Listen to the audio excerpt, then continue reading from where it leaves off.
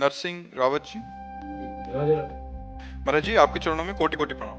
महाराज जी, मैं हमेशा परमात्मा की कृपा से उनकी दी हुई शक्ति, बुद्धि, विवेक, बल से कर्म क्षेत्र में लोगों की तन मन धन से सहायता करता हूँ, पर कुछ परिस्थितियां ऐसी आ जाती हैं कि मैं सभी का सहयोग करते हुए भी लोग मुझे गलत ठहरा देते हैं। तो मन असल में बात है, आपका चिंतन सही नहीं है। किसका प्रश्न है? आप लोग देख रहे हो। अगर आप सब में भगवान देखने लगो, कितना बढ़िया हो जाए। फिर आपकी जो शिकायत है ये दूर हो जाए। अगर सब में भगवान बैठे हुए तो दियम वस्तु गोविंदम। बहुत बढ़िया तुमने लिखा कि भगवान के द्वारा दी हुई विवेक बुद्धि बल से तो भगवान की तो सेवा कर रहे हो। तो थोड़ी सी वो बात होती है। क्या क्या है कि ठगा जाता हूँ, फिर खुद से महसूस करता हूँ कि अच्छा करने पर भी गलत। कबीरा खुद को ठगाइए। तुम्हारा पूर्व का यदि कर्म है और आप इस समय नवीन कर्म कर रहे हैं, इनका हित करना, और ये बदले में आपको ठग रहे, तो आपको प्रसन्न होना चाहिए कि मेरा तो पुण्य बन गया और इसका हिसाब था मेरा, वो चुकता हो गया तो बढ़िया हो गया। परेशानी क्या है? महाराज जी, पर कई बार ऐसा होता है कि अपन डिप्रेस भी होते हैं इन चीजों से। क्यों डिप्रेस होते हो? इसीलिए कह रहा हूं, तुम लोगों को देख रहे हो इसलिए डिप्रेस हो गए। संसार देखने वाला ही डिप्रेस होता है, भगवान को देखने वाला डिप्रेस नहीं होता। अगर सब में भगवत भावना करो, और भगवान है सब में, सिय राम में सब जग जानी, करो प्रणाम जोरी जुग पानी। सब में भगवान है, पास धन है, हम इनको दे दिया। अभी हमको गाली दे रहे हैं, हमारे साथ कपट कर रहे हैं, हमारे साथ छल कर रहे हैं, तो हमारा तो हिसाब हो गया, हमारा कर्म बन गया उत्तम। अब ये जो हमें गाली दे रहे हैं, ये हमारे पूर्व जन्म का कोई हिसाब है, तो वो भी चुकता हो रहा है। हमको ये विचार करके प्रसन्न होना चाहिए। हमको ये विचार करके निगेटिव नहीं जाना चाहिए, मैंने इसका हित किया।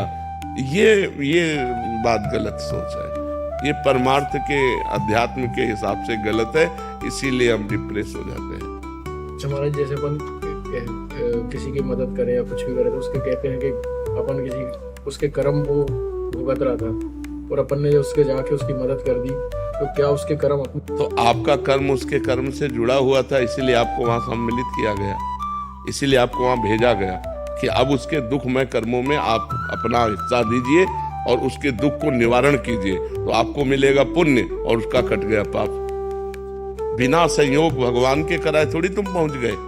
मान लो कोई तड़प रहा है और आप पहुंच जाते हैं और आप उसकी तड़पन को मिटा देते हैं, अस्पताल ले जा करके उसके दुख को मिटा देते हैं, तो आपका भगवान के द्वारा भेजा हुआ कार्य है।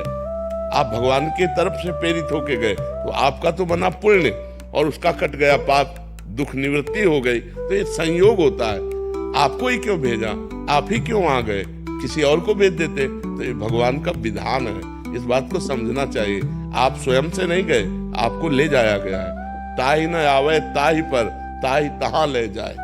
जैसी हो भवतव्यता तैसी बने सहाय, आप न आवे ताहि पर, ताहि तहां ले जाए। वो भगवत विधान होता है। तो भगवान की जय जयकार करनी चाहिए कि मालिक मुझे ऐसा किसी दुखिया के दुख निवारण का मुझे सौभाग्य दिया।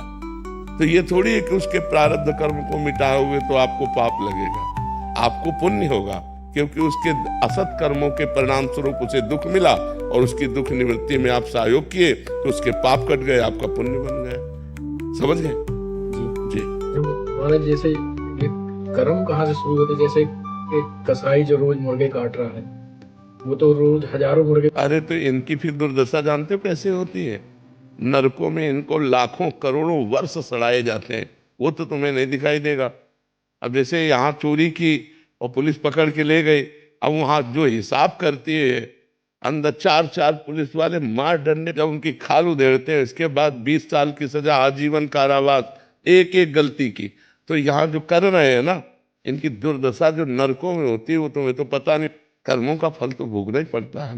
देखो ना जीव की कैसी दुर्दशा होती है, तो फट गए पूरे शरीर, तो अब ये सब भोगना पड़ता है यहाँ भी और नरक भी। ऐसा नहीं है कि ये जो कर्म कर रहे हैं इनको भोगने, अवश्य में भोगना पड़ता है, एक एक कर्म को भोगना पड़ता है।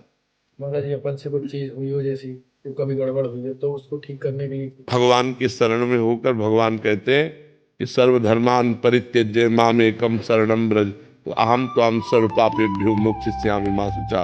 अब लो नसानी अब ना न सहियो, आज तक किया, अब कोई पाप नहीं करूँगा। और भगवान की शरण में और नाम जप करो, भगवान के नाम जप से सब पाप नष्ट हो जाएगा।